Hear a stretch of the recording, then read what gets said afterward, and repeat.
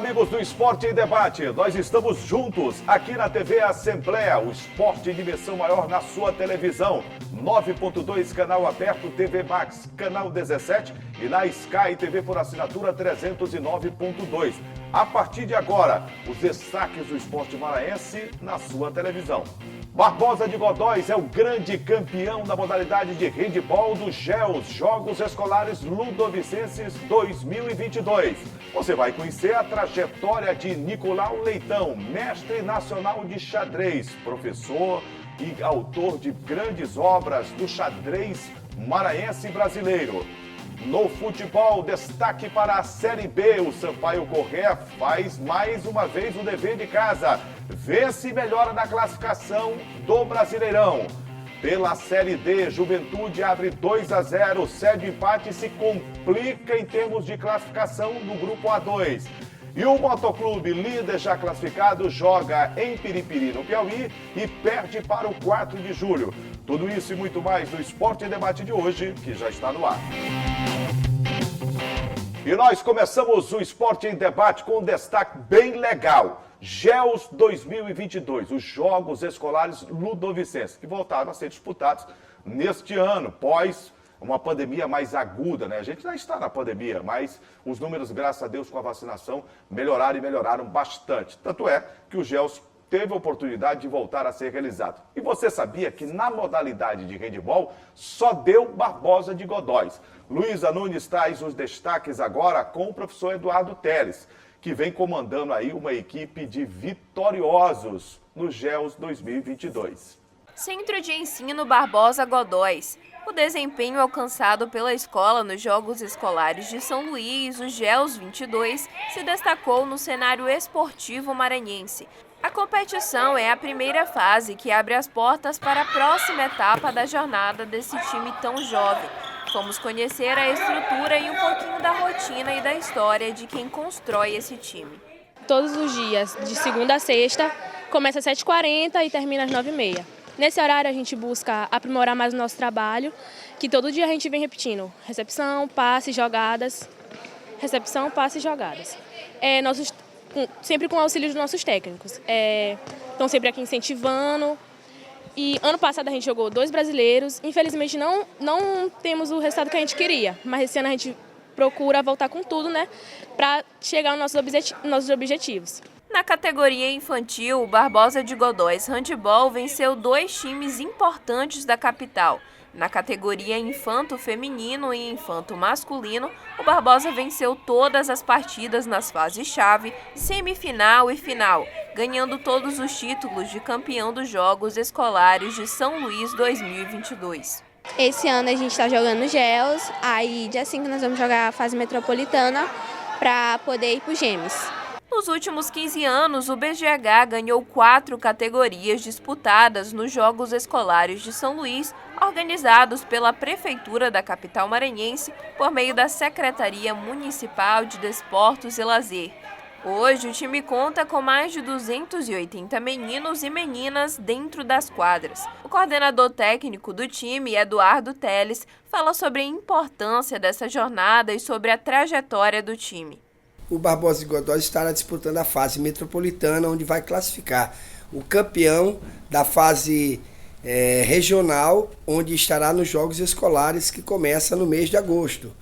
Uma das fases os Jogos Escolares Maranhenses, que classificam as equipes maranhenses que vão disputar os Jogos Escolares Brasileiros no mês de setembro no infanto e no mês de novembro no infantil. Com 3 meses de treino, o handebol BGH conquistava o 3º lugar nos Gêmeos de 2009.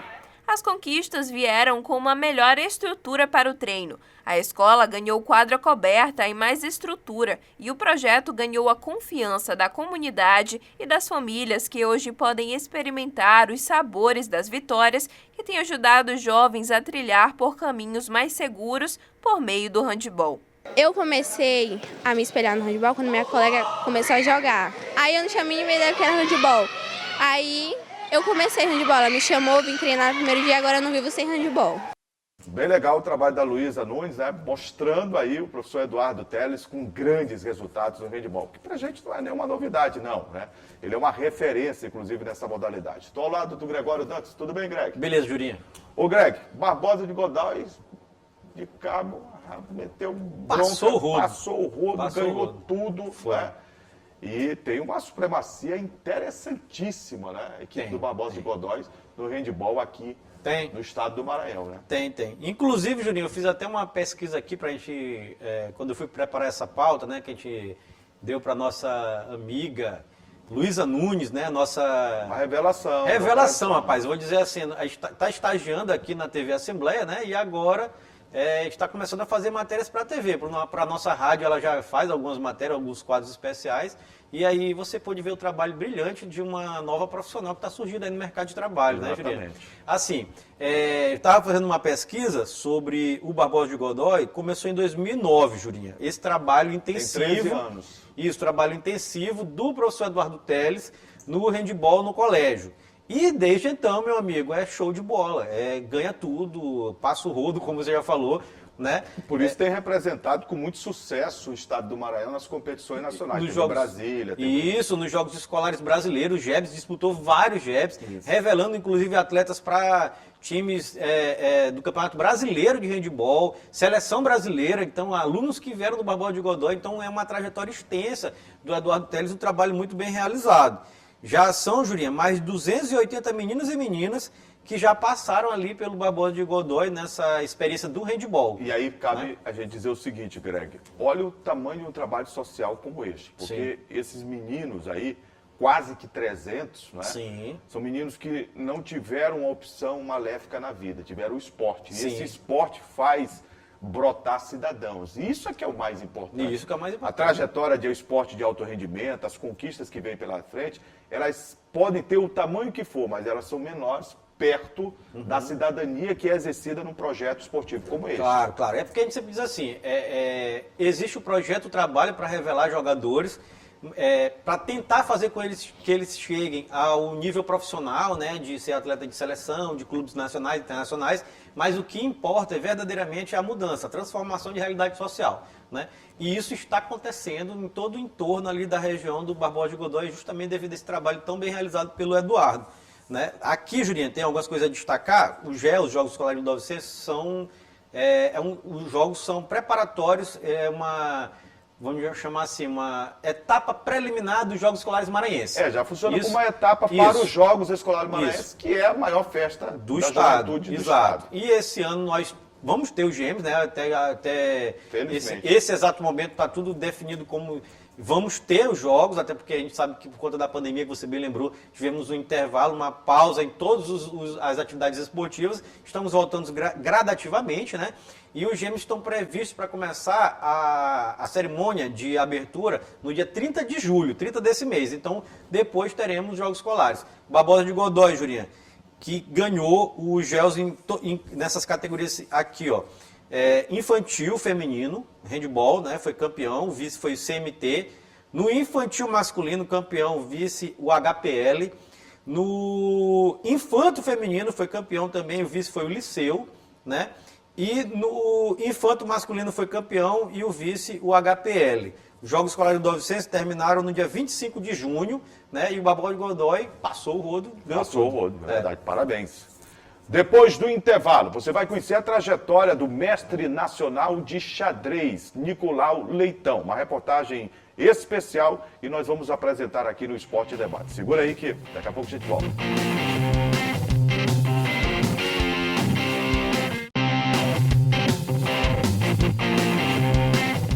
Já estamos de volta com o Esporte em Debate. Você vai conhecer agora a trajetória do mestre nacional de xadrez, Nicolau Leitão. Ele tem obras publicadas sobre o xadrez, é professor, mas também um praticante que representa com muito sucesso o xadrez maranhense lá fora. O repórter Ronald II bateu um papo bem interessante com o Nicolau. E ele conta muito da sua história, dos desafios, da oportunidade de estar prestando um grande serviço para o xadrez maranhense. E olha que a família dele tem um DNA espetacular nessa modalidade. Veja. Olá, meus amigos, Juraci Filho, Gregório Dantas, vocês aí nos estúdios do Esporte em Debate pela TV Assembleia e eu aqui, já ao lado dessa fera do xadrez, grande Nicolau Leitão, mestre nacional do xadrez, vai bater um papo com a gente aqui, trazer um pouco mais sobre a história, sobre a trajetória profissional e as competições, é claro. Seja muito bem-vindo ao Esporte em Debate, Nicolau. Obrigado, Ronald. Obrigado, Greg, Juraci. Espaço que sempre a TV Assembleia dá para o xadrez. Legal. Começo puxando aquele velho clichê, né, Nicolau? Como é que começou essa relação, né, tua com o xadrez? A gente sabe que há uma relação muito forte da família e começou muito cedo, né? Pois é, eu sempre falo que xadrez para a família Leitão é um estilo de vida, é mais que um jogo, mais que um esporte, né? Porque papai era completamente apaixonado pelo jogo. Então, se o normal do brasileiro, assim, é crescer cercado por bolas de futebol, a gente cresceu cercado por peças de xadrez. Também por bola de futebol, que a gente é apaixonado por futebol também. Mas peça de xadrez para tudo quanto é lado. Tanto que se me perguntar assim, Nicolau, com que idade tu aprendeste a jogar xadrez, a mover as peças? Eu nem sei. Eu só sei que eu comecei a competir com 9, mas lá em casa era um processo muito natural, assim, que todo mundo fosse aprendendo a jogar. E como é que é, Nicolau, já começar tão novo, 9 anos, né, de idade, a competir? Eu, inclusive, te acompanho pelas redes sociais, vi uma postagem recente em que você fala sobre a situação da competição. O que isso pode representar, principalmente para uma criança de 9 anos de idade? Como é que é essa responsabilidade, que quer queira, quer não, já vem uma certa pressão, né? Esse é um tema, Ronald, delicado, assim, porque cada criança, ela entende esse processo de uma forma. Eu, por exemplo, eu nem refletia sobre isso. Eu gostava tanto de xadrez que eu ia lá e eu ia brincar. Natural. Porque eu acho que esse é o melhor jeito de todos. Então, tanto assim, quando um pai ou uma mãe me pergunta assim, professor, o senhor acha que meu filho já está pronto para competir? Eu devolvo a pergunta, eu digo, a senhora acha que ele está pronto para perder? Porque eu acho assim, se a criança for para lá, ela gosta de xadrez, ela vai se divertir, ela vai conhecer uns amiguinhos. É muito bonito assim um torneio de xadrez, acaba a partida, os dois que acabaram de jogar saem para brincar e vão jogar uma bola, vão brincar de outra coisa e tudo, né? Se for assim, legal. Se sentir assim que a criança vai perder, se ela perder, ela vai sair chorando, se descabelando, aí eu acho melhor não jogar. Eu acho melhor segurar um pouco, né? Eu comecei a jogar com 9, a competir com 9. Quando eu comecei a competir, a menor categoria era para crianças de até 10 anos, era o mirim, né, sub-10. Hoje, começou a ter sub-6. No ano passado, sub-6, eu tenho meu aluninho que já foi diversas vezes entrevistado por vocês, o Henrique Hayashi. Ele foi o primeiro campeão brasileiro sub-6, né, escolar. Foi vice-campeão brasileiro dente de leite, campeão brasileiro escolar, campeão pan-americano e tudo. Henrique, por exemplo, Henrique adora xadrez, ele é alucinado por xadrez. Se ele pudesse escolher, ele jogaria xadrez o dia inteiro, todos os dias. Então, beleza. Quando ele perde, ele também não sai desesperado. Você pergunta assim, Henrique, que campeonato foi esse que você jogou? Não sei, um campeonato aí em Florianópolis, que depois a gente foi ver as tartarugas. Tá curtindo. Ele tá jogando xadrez. Então, se for assim, eu acho legal.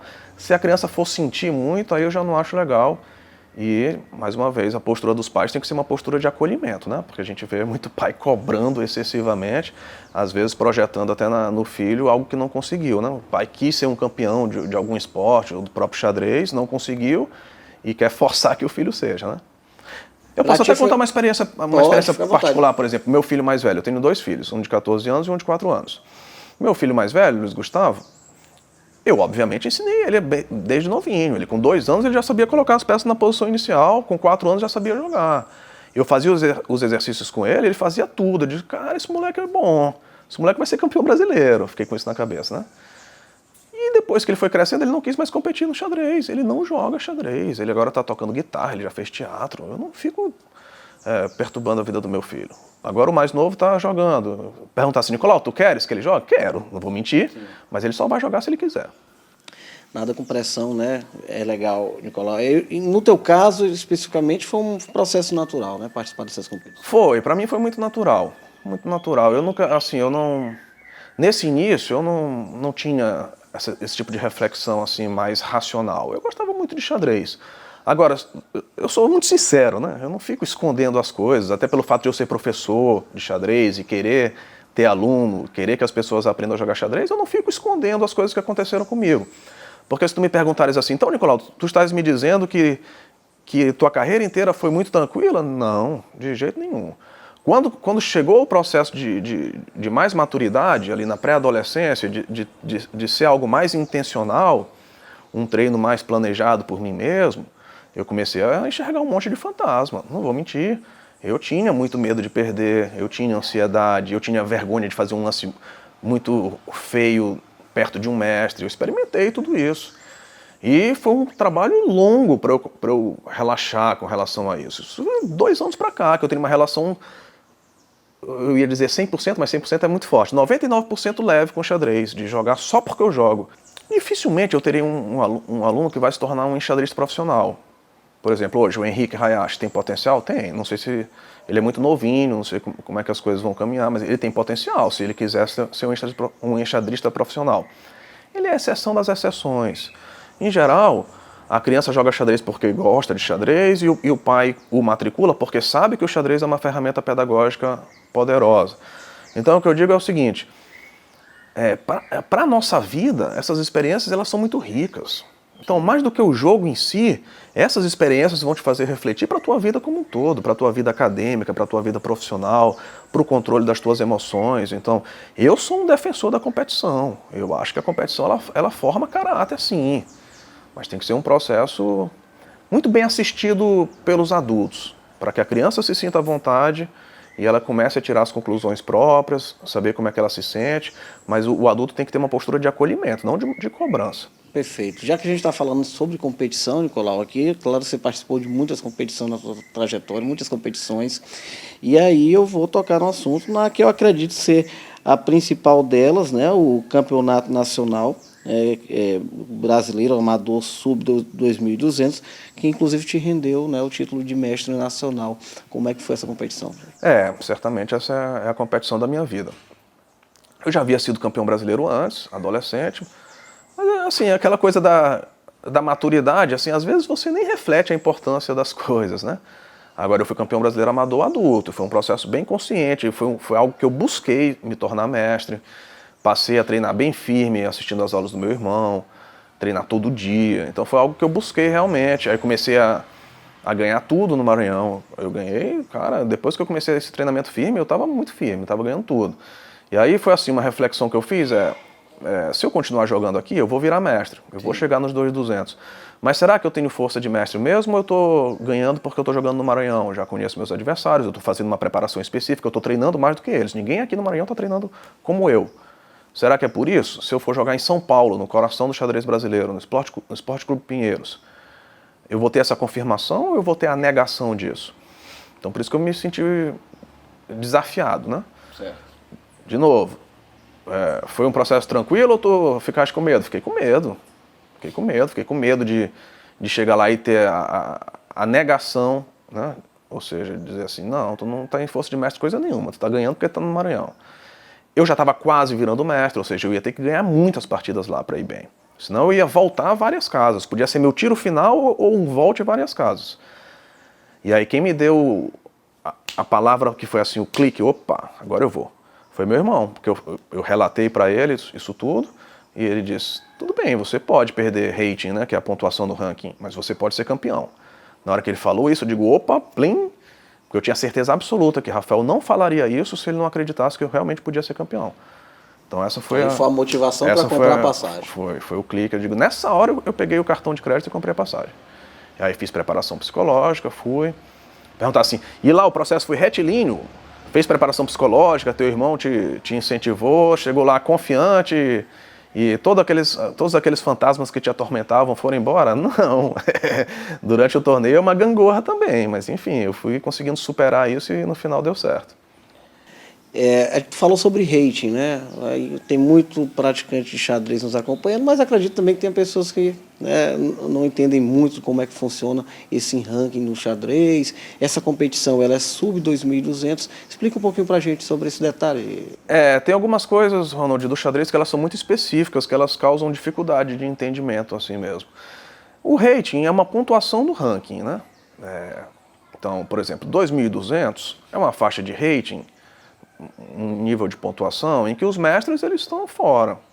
Ou seja, qual que é a lógica de um brasileiro como esse que eu ganhei?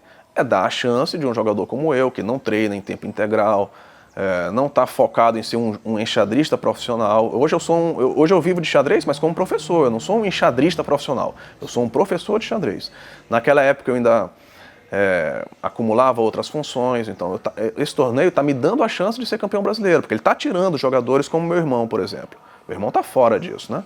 Essa é a lógica do torneio, você limitar para os jogadores amadores, né? Como que é o cenário maranhense, Nicolau, em termos de calendário, quando se fala em xadrez, né? Nós temos um calendário suficiente, adequado, para motivar aqui a prática no estado? A gente tem vários ciclos nesse sentido, Ronald. A gente, por exemplo, em 81, acho que é 81, 82, a gente teve semifinal e final do Campeonato Brasileiro emendados aqui, né? No antigo Hotel 4 Rodas. O pessoal ficou um mês, assim, os melhores jogadores do Brasil ficaram aqui um mês em São Luís. Aí depois, assim, a gente tem períodos de efervescência e períodos de lacunas muito grandes, de não ter nem Campeonato Maranhense. O nosso cenário anterior à pandemia era muito interessante. Jogadores dos diversos municípios do estado estavam muito insatisfeitos com o fato de o xadrez estar concentrado só em São Luís, o que é uma verdade, o que era uma verdade. Então tá batendo o torneio valendo o rating, né, a pontuação para o ranking, todo mês aqui, o que é uma realidade que quase não tem em lugar nenhum do Brasil, tirando São Paulo, Santa Catarina, Paraná. Então estava muito firme. Aí veio a pandemia e a gente ficou um tempão sem ter nenhum torneio oficial. Voltou esse ano, então está voltando, né? Esse ano a gente teve campeonato de nível nacional em Coroatá, a gente teve campeonato maranhense num hotel aqui de São Luís, muito legal, veio gente de fora, então está resgatando aquele movimento que estava bem firme anterior à pandemia. Nicolau, você é professor de xadrez hoje, né? Trabalha profissionalmente, né? Vive inclusive disso. Eu te pergunto uma coisa, você já passou, inclusive, foi concursado federal, é um colega da imprensa também, porque também é radialista. Quando foi que você resolveu mesmo, olha, eu vou fazer disso aqui, a minha carreira profissional, vou trabalhar com isso? Abandonou, inclusive, é importante dizer que você saiu de um concurso público federal, né? Foi. Eu digo que é uma pequena loucura que eu cometi. Minha família pediu para eu não fazer isso, não faz isso. Quem é a mãe e o pai que quer que o filho, olha... Minha esposa também pediu, não faz isso. Mas assim, eu sou um cara nesse sentido romântico, assim, no sentido de fazer as coisas que eu acredito que eu preciso estar bem com o que eu faço. Não é que eu não gostasse não de trabalhar na TV, eu gostava, mas eu sempre alimentei esse sonho de... Pai, eu vivia falando assim, se eu vivesse só de xadrez, eu podia trabalhar o dia inteiro, que eu era feliz. E eu falei da minha esposa, ela disse que palavra tem poder, isso está acontecendo agora, né? Eu estou dando aula de manhã, tarde e noite, todo dia, sábado até meio-dia. Mas é claro que não é assim uma decisão fácil. À época eu era coordenador do xadrez nas escolas, né? Um projeto nas escolas públicas do Maranhão. Ou seja, eu tinha algumas bolas de segurança também. Eu ia pegar a indenização. Eu resolvi que eu precisava tentar, porque senão, quando eu estivesse no meu leito de morte, eu ia pensar, rapaz, por que eu não tentei? Passei a vida inteira querendo viver só de xadrez e eu nunca tentei. Então eu digo, não, eu vou tentar. Tá dando certo. Nicolau, tu vai fazer isso a vida inteira? Não sei, pode ser que não. Eu sou um cara que eu gosto de mudanças. Sim. Eu gosto de mudanças. Eu agora estou estudando marketing digital. Não sei se eu não vou virar um estrategista digital. Pode ser. Eu não sei. Estratégia está na tua rotina. Eu gosto de viver de ciclos, assim. Eu já fiz várias coisas. Eu não gosto muito de ficar fazendo a mesma coisa, não. Entendi. E o público infantil, Nicolau? Você tem alguns livros? Fala pra gente também dessa questão literária. Assim, eu tô brincando assim. Pode ser que eu mude de carreira, mas assim, eu nunca vou me afastar do xadrez, isso aí eu tenho convicção, nunca. Então eu digo que para mim, buscar a popularização do xadrez, isso é uma missão da minha vida, assim, né? Quando eu trabalhava mais diretamente com comunicação em emissoras de rádio e TV, eu sempre pautei o xadrez, por exemplo, sempre, em nível nacional, inclusive, né? Então essa estratégia de escrever livros paradidáticos é pensando nisso, né? De tentar trazer o xadrez para um universo mais lúdico, que as crianças se interessem mais, né? Então eu tenho 2 livros paradidáticos que são nesse sentido. Direta pedagógica, né? Eu transformando as peças em personagens, né? Sim. Fiz um em cima do peão, outro em cima do cavalo. Então está baseado nisso, de eu tentar popularizar o jogo de xadrez. O meu trabalho, em grande medida, é de tentar trazer uma leveza para o xadrez, porque as pessoas acham assim que o xadrez é um jogo sisudo. O cara que joga xadrez é aquele cara sério. O xadrez necessariamente tem que se jogar num silêncio absoluto. Cara, isso é uma forma de jogar xadrez que é num campeonato oficial. A gente tem falado muito do Nicolau professor, mas também há uma expectativa para participar de competições. E os projetos também, pode ficar bem à vontade para falar. Eu não tenho mais nada assim para provar para os outros, eu já conquistei, já tenho minha história, ninguém vai tirar a minha história. Inclusive, uma coisa que eu me orgulho muito nessa questão do respeito, eu nunca dei chilique no campeonato, não vai ser agora que eu vou fazer isso. Então, minha história, ninguém vai tirar, não tem mais nada, agora é diversão, o que vier para cá agora é lucro. Tô ficando velho, com barba branca, se o menino me ganhar, me ganhou, beleza, parabéns. Então, eu quero morrer tendo contato com o xadrez, cara, é isso que eu pretendo. E a popularização do xadrez é uma das suas missões. E eu nunca vi, Ronald, eu tenho mais de 30 anos de contato com o jogo de xadrez. Eu nunca vi o xadrez tão popular como hoje, graças à internet. Graças à internet. A pandemia foi terrível, levou meu avô. Mas para o xadrez, proporcionou assim uma explosão. Porque as pessoas em casa não podiam jogar bola, não podiam assim, fazer um monte de coisa. Mas eu podia jogar xadrez na internet, por exemplo.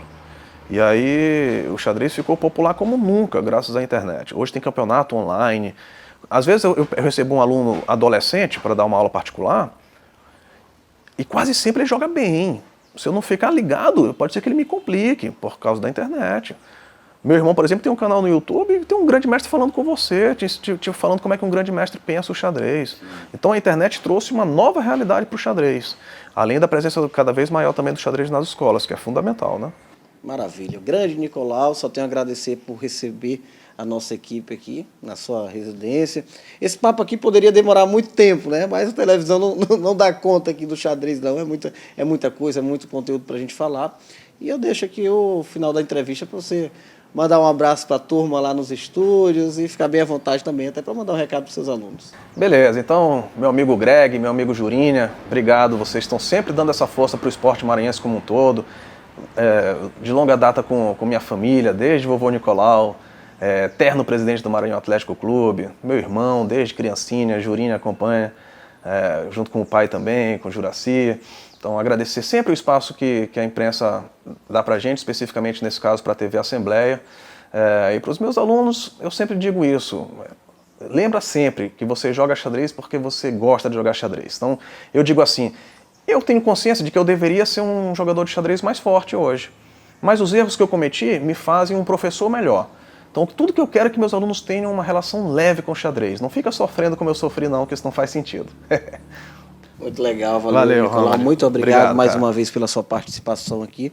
E é isso aí, Esporte em Debate, sem dúvida alguma, está sempre aberto aí para toda a turma do xadrez e sempre à disposição. Gregório Dantas, Juraci Filho, volto com vocês aí nos estúdios e já vai rolar um desafio aí, de repente, no próximo Esporte em Debate, se vocês tiverem coragem de enfrentar. Olha aqui, ó. Greg tá com esse papo faz tempo. Faz Cadê, tempo. Greg? Nossa partida, Eu vambora. acho que tu tá jogando nem dama. Valeu, Gregório Dantas, Juraci Filho, eu volto com vocês. Esse papo foi um papo explicativo, né? Foi. Porque quando a gente ouve o Nicolau, a gente ouve alguém que tem um amor muito grande pela modalidade, conhece, estudioso, né? Eu acho que ele estuda 24 horas por dia xadrez, né? E é um praticante, é um professor e tem obras publicadas também no xadrez, não é, Greg? Sim. Foi uma conversa bem legal, né? Inclusive, a gente tem que registrar aqui, né, Juliana, que o Jânio Ferreira foi o cinegrafista dessa matéria, né? Porque agora tem uma questão que acontece aqui, é de ciúme. É verdade. Isso acontece. Ciúme de cinegrafista com cinegrafista, né? Até porque eles aqui estão brigando por uma questão de prêmio, é legal. De prêmio, né? Um faz uma matéria no ano, aí conquista um prêmio. Premiado. O outro faz 20, não ganha nada. Aí já está E feliz. agora a gente tem que fazer o destaque, lógico. Tem. Mas é justo, né? É justo. Então foi Ronald II e o Jânio, né, que preparou esse cenário belíssimo que você pode acompanhar aí, né, na casa do Nicolau, nosso amigo Nicolau Leitão, inclusive jornalista também, né, Jornalista também. Teve passagem legal pela EBC, foi jornalista esportivo, cobriu vários jogos do Campeonato Maranhense, Campeonato Brasileiro, né? O Nicolau é um cara que, além de ser jornalista, além de ser mestre em xadrez nacional, que é um título de grande repercussão, viu? Aqui no Maranhão temos poucos. Ele e o irmão, mestre em xadrez internacional, o Rafael Leitão, que já foi campeão mundial. É internacional, né? Isso, que já foi campeão mundial, já está em outro nível, outro patamar. O Nicolau tem aqui em São Luís a sua escola de xadrez, né? Que é a Escola Leitão de Xadrez. Ministra aula para todo mundo, também é professor de colégios particulares, em vários colégios particulares de São Luís, que ensinando o xadrez, como você bem disse, Julinha, foi autor de alguns livros didáticos para crianças sobre essa inserção no xadrez desde pequeno. Ele é defensor daquela tese de que por muito tempo tinha algum preconceito com o xadrez, que dizia só quem era muito inteligente, quem era gênio podia ver xadrez. O Nicolau quebra essa tese e diz, não, todo mundo pode praticar xadrez, e o que eu acho que é o correto, todo mundo pode praticar xadrez, pode aprender, é bem legal, bem interessante. Então, você pode ver nessa extensa conversa, né, que o segundo teve com ele, falou de tudo, da infância, dos medos que o Nicolau tinha quando era criança ainda, de ansiedade, de fazer alguma coisa errada, de tentar chegar ao ponto de mestre xadrista nacional que ele conseguiu, de sua passagem pelo jornalismo, da publicação de livros, de aulas, do Henrique Hayashi, rapaz, que é uma feríssima, né, aluno de Nicolau, inclusive a gente já fez várias matérias com o Henrique aqui, está com 6 anos, já foi campeão brasileiro, pan-americano sub-6. Uma fera. Uma fera, o Nicolau destaca como uma das possíveis grandes nomes do esporte no mundo. Aliás, o Nicolau disse bem claro, o Henrique Hayashi tem potencial de ser atleta internacional, de ganhar títulos de nível mundial. Então, assim, o Nicolau falou muito com o segundo, explicou sobre a sua vida, sobre sua carreira, e a gente queria parabenizar o Nicolau, né, por essa extensa obra. Merece, merece. O Nicolau tem um grande trabalho, né, muita dedicação, muito amor Sim. ao xadrez, e ele consegue unir esse jornalismo, porque ele é jornalista, Sim. com a prática e os ensinamentos do esporte. Ele faz uma mescla muito interessante, as obras dele são muito didáticas, né, quando se fala de xadrez. Parabéns mesmo, né? Exatamente, parabéns. Depois do intervalo, só o Sampaio Corrêa venceu pelo Campeonato Brasileiro jogando no final de semana. O Moto foi a Piripiri no Piauí e perdeu para o 4 de julho. E o Juventude abriu 2-0 e cedeu empate e se complicou na Série D. Os detalhes, segura aí que daqui a pouco a gente volta.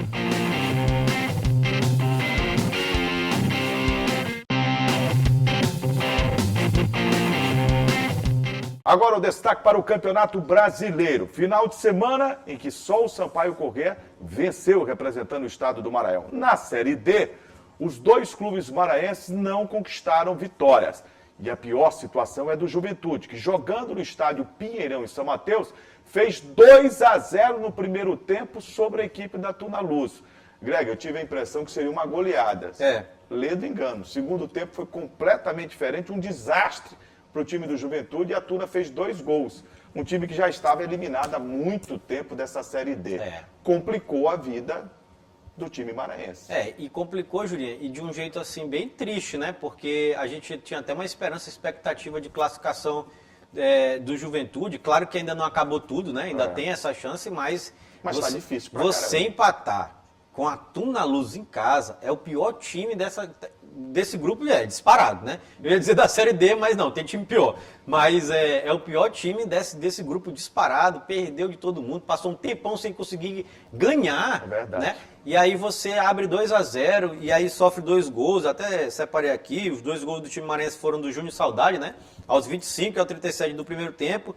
O Balotelli, rapaz, ele, viu? Ex-moto, e Imperatriz. Diminuiu para o time paraense na segunda etapa aos 31 e o Jaime fez aos 44, deixou tudo igual e complicou demais a situação do Juventude em termos de classificação para a próxima fase da Série D do Campeonato Brasileiro. Vai pegar o Fluminense, né, de Teresina, lá em Teresina, na última rodada. Isso, está marcado, a gente sabe que é última rodada, né? Na última rodada todos os jogos no mesmo horário. No mesmo horário, então vai ser 3 horas da tarde esse jogo, cruel, em Teresina, 3 horas da tarde, né? Dia 17, agora domingo, Fluminense do Piauí e Juventude. Real situação, o Fluminense tem 17 pontos, está em terceiro. O Juventude tem 17 pontos, está em sexto, ou seja, confronto direto. É bem provável que aconteça o seguinte: se empatar, os dois podem ficar eliminados. Se ganhar, Tá classificado. Se o Juventude ganhar, ele tá classificado, porque ele vai automaticamente eliminar a equipe do Fluminense. Para não né? depender de nada, Isso. tem que ganhar. Tem que ganhar. Só isso. Fora de casa. Tem que ganhar o Fluminense. Só que o Fluminense também precisa da É vitória. verdade. Né? No Piauí, em Piripiri, o Motoclube jogou na Arena Itacoatiara. O técnico Júlio César Nunes fez uma série de modificações. Um time misto. E o mistão se deu mal. Foi. Não jogou nada. Perdeu por 2-1 para a equipe do 4 de julho, que também já está eliminada há algum tempo da competição. E aí tem um dado interessante aqui. Sabe há quanto tempo que o 4 de julho não ganhava uma partida? Quanto tempo? 70 dias. Ave Maria. 70 E ganhou do dias. Moto na experiência que o técnico fez de tirar os jogadores titular para dar oportunidade. E Isso. eu vou te falar uma coisa, eu Ah. fiz esse jogo, trabalhei nesse jogo, Lucas Lino, não joga nada. E Lucas Lino, né? Lucas Lino, não joga nada, não tem condição. Quando entrou o Emerson Nike foi uma outra Mas história. aí já viu que a experiência deu errado, né? Deu errado. Nessa aí, né? Deu errado. Quem mais deu errado? Cleitinho, é o mesmo de sempre, Não dá, então. tá entendendo? Outra experiência errada. Negueba, O que é que tem? não joga. Eu prefiro dizer assim, não está jogando nada. Porque o Lucas Lino, eu já vi uns 2, 3 jogos dele. Sim. O Negueba, tive a oportunidade de ver pela primeira vez, jogando a posição dele, lateral direito. Sim. Meu Deus do céu. Não dá. Não, o Douglas vai ser titular. Assim, a gente até discutiu isso no... Eu gostei do Eliomar, que estreou meia. Me parece um jogador de bom toque de bola, consciente no passe. Foi dele o passe para o gol do Emerson Knight. Sim. Os 2 jogadores que entraram no segundo tempo estavam no banco. Sim. O Eliomar entrou no segundo tempo e o Emerson Knight também. Sim. O Moto teve 5, 10 minutos ali de um pouco de lucidez. Depois, só deu 4 de julho. É assim... Pra você ter uma ideia, você sabe qual foi a posse de bola do 4 de julho no jogo? Qual, Julinho? Parecia assim, um negócio surreal, 72%. 72%. Aí tem algumas coisas a falar. Primeiro, a gente até falou no programa da rádio, né? Que o Júlio César ia fazer experiência. Aí você me perguntou, Greg, tal, mas você acha certo fazer essas experiências e tal?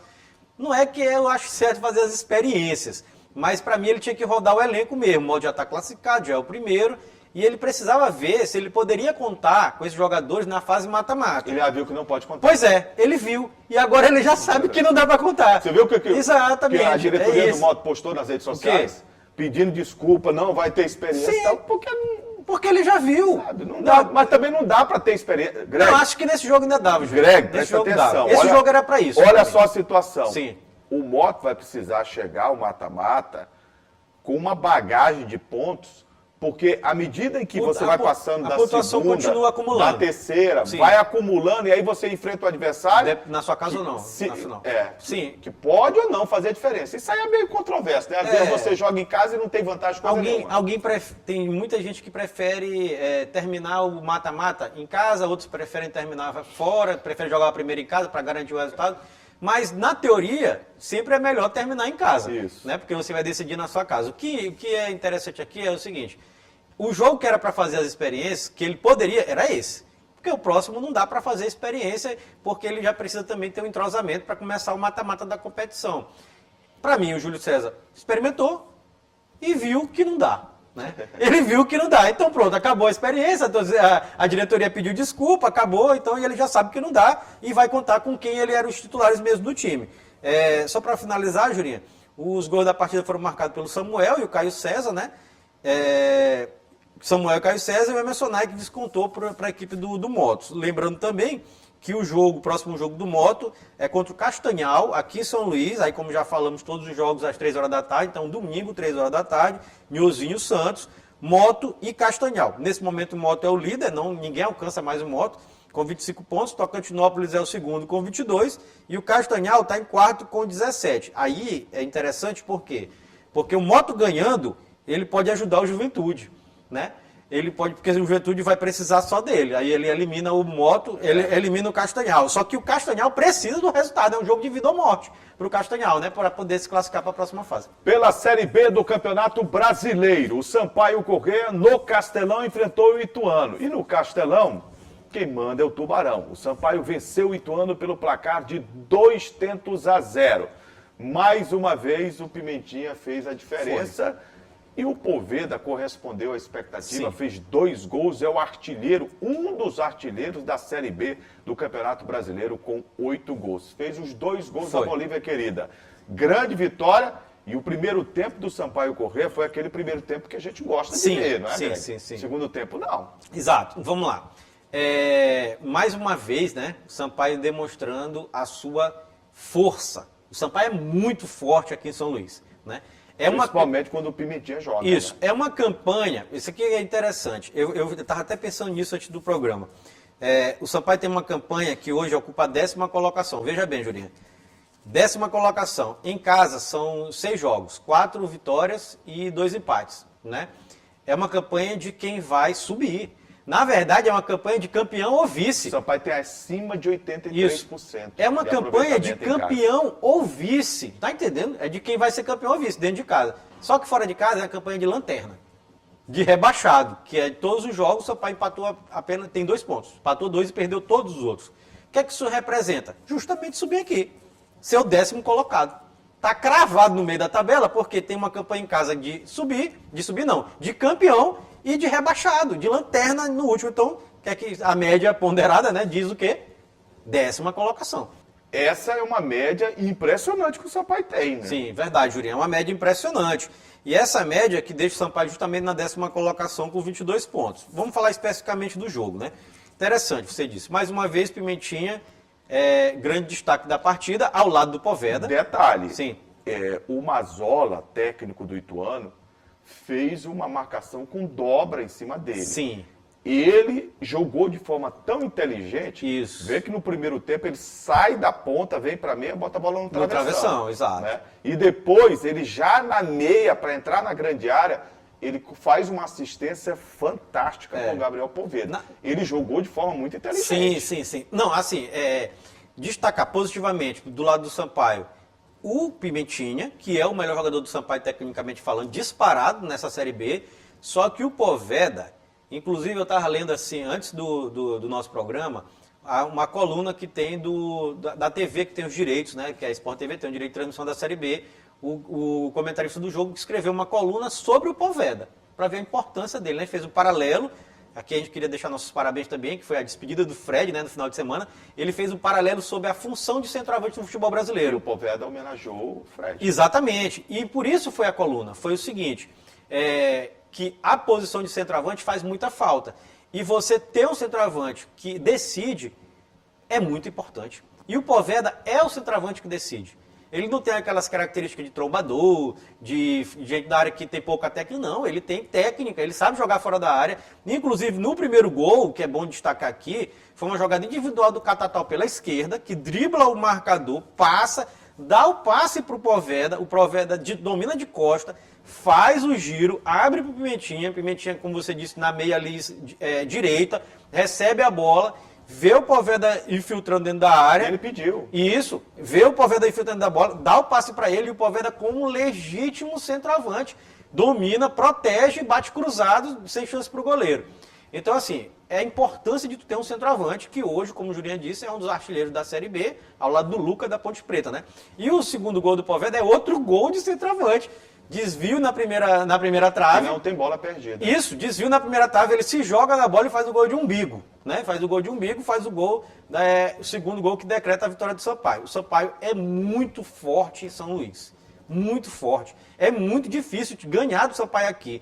Agora fora é o problema. Então, esse é um desafio para o Léo Condé. Exato. Qual é o desafio que o treinador do Sampaio tem e que vai ser, né, o cerne da questão para o Sampaio Corrêa permanecer ou ir mais longe na Série B? Para mim é o desafio do segundo turno. Né? É o Sampaio encontrar o equilíbrio entre jogar em casa e jogar fora de casa. Concordo. Em casa, o Sampaio não precisa melhorar nada. Nada. Tá bem. Tá bem, muito bem. Agora, fora de casa, o Sampaio precisa melhorar tudo. Tudo. O Sampaio, repito, o Sampaio dentro de São Luís é um time para ser campeão. Esse aproveitamento é o aproveitamento do Cruzeiro. Esse aqui dentro de São Luís é time para ser campeão. Mas fora é de lanterna, é de ser rebaixado. O Sampaio fora de casa tem uma das piores campanhas da história da Série B, com apenas 2 pontos. Assim, ó, só para a gente ter para o torcedor e a torcedora do Sampaio entender, o Sampaio tem 22 pontos da 10ª colocação, O Lanterna, o Vila Nova, tem 13, né? O primeiro time dentro do G4, Jurinho, é o Grêmio, que tem 29. Então o Sampaio tem um paralelo ali com o Náutico, que tem 18, que é o seguinte, o Sampaio está muito perto do Náutico, que tem 18, que é o primeiro que abre a zona de rebaixamento, e está um pouquinho longe do Grêmio, que tem 29. Né? Então, assim, o que é que o Sampaio tem que fazer? Melhorar justamente esse rendimento fora de casa. Melhorando, o Sampaio se afasta da zona de rebaixamento e chega lá em cima. Agora, Greg, vai para uma sequência de 2 jogos, mas vai pegar o Vasco, que é vice-líder dessa Série B, que está vivendo um momento muito bom. Tá, exato. O Sampaio pega o Vasco, inclusive ganhou o último jogo do Criciúma fora de casa, né, 1-0. E é um jogo complicadíssimo, sábado, 4h30 da tarde, no Castelão. O que é que tem aqui a dizer a respeito desse jogo, Juliano? Primeiro, o Sampaio é muito forte dentro de casa. Só que o Vasco, ao lado do Cruzeiro, tecnicamente são as 2 melhores equipes desse campeonato. Tem jogadores que desequilibram mesmo, né? Que podem ganhar o jogo em um lance. Então, assim, se o Sampaio conseguir manter a sua intensidade dentro de São Luís, o Sampaio pode fazer um jogo muito difícil com o Vasco e não vai ser fácil para o Vasco. Agora, se o Sampaio tiver medo, se recuar, aí o bicho pega. E o Sampaio pode ser atropelado aqui. Eu entendo que o Sampaio tem que ter a mesma personalidade também, entendo que vem isso. tendo aqui, jogando em casa na Série B. Exatamente. Espero que o Pimentinha reúna condições. Sim, tem uma semana, né? Tem uma semana. Dá tempo. Dá tempo para jogar. E que o Sampaio, eu gostei do Pará para lateral esquerda. Também gostei. Muito melhor do que o Lucas Hipólito. Não tem comparação. Né? E aí o Sampaio encarar o desafio, o Vasco vem aí, mas o Sampaio sempre jogou bem contra o Vasco. Sempre. Se você pega o retrospecto aí dos jogos, o Sampaio consegue ali jogos muito interessantes. Na última partida ganhou aqui em São Luís, né? 1-0 gol do Alan Godoy. Exatamente. Só para destacar sobre isso, ingressos já estão à venda, né? Todo mundo que quiser assistir o jogo do Sampaio e Vasco no Castelão pode comprar seu ingresso. Fica aqui minha nota triste, eu vou ficar com 2 notas tristes aqui sobre o jogo. Primeiro, 1.843 pessoas. Não existe, né? Um público pequeno. Um absurdo. É um absurdo. A torcida do Sampaio não vai para o estádio. É triste.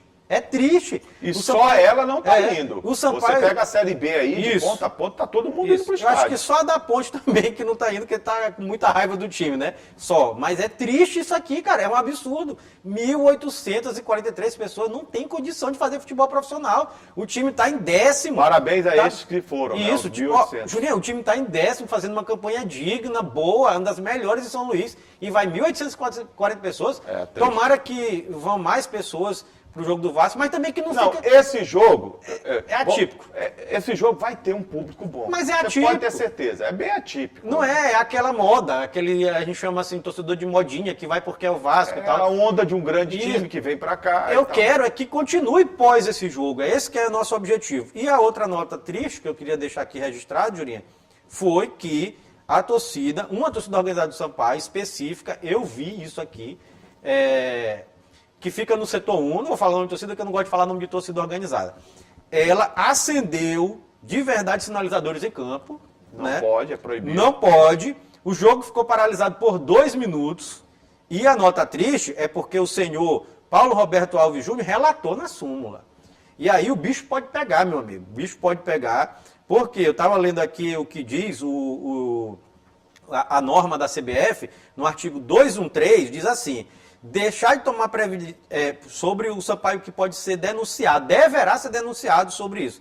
Deixar de tomar providências capazes de prevenir e reprimir desordens em sua praça de desporto. Pena do artigo: R$100 a R$100 mil. R$100 a R$100 mil. Mas pode ter ainda perda de campo, caso a desordem, aí está aqui, a desordem for de elevada gravidade ou causar prejuízo ao andamento do evento esportivo. Vai pegar uma multa aí pecuniária. Aí, porque parou o jogo. Aí é isso que é o medo que está agora da diretoria do Sampaio. Porque como o jogo parou, aí entra nisso bem aqui, causou prejuízo ao andamento da partida. Claro que o jogo voltou depois. A punição aí é que pega. É de 1 a 10 partidas. Olha aí. Já pensou? Aí o Sampaio vai precisar realmente de uma grande defesa. A força máxima do Sampaio é o Castelão. É o Castelão, é jogar aqui. Aí tu pode pegar 10 jogos sem jogar aqui, aí, meu amigo, aí é terrível. Complica. Chegamos ao final do Esporte em Debate. Nós temos esse encontro marcado sempre, às segundas-feiras, às 8 da noite e às terças-feiras, em 2 horários, né, Greg? Isso. Na terça-feira, nosso programa tem reprise às 7h30 da manhã e às 2h30 da tarde, né, Jurinho? É verdade. Ô, Greg, os canais de interação para que o público possa sugerir pauta, matérias. O telespectador pode acompanhar nosso programa através dos nossos canais de interação. Primeiro é o nosso site, que é o al.ma.leg.br/TV. Tem também o telefone da nossa redação, que é o 3269-3028.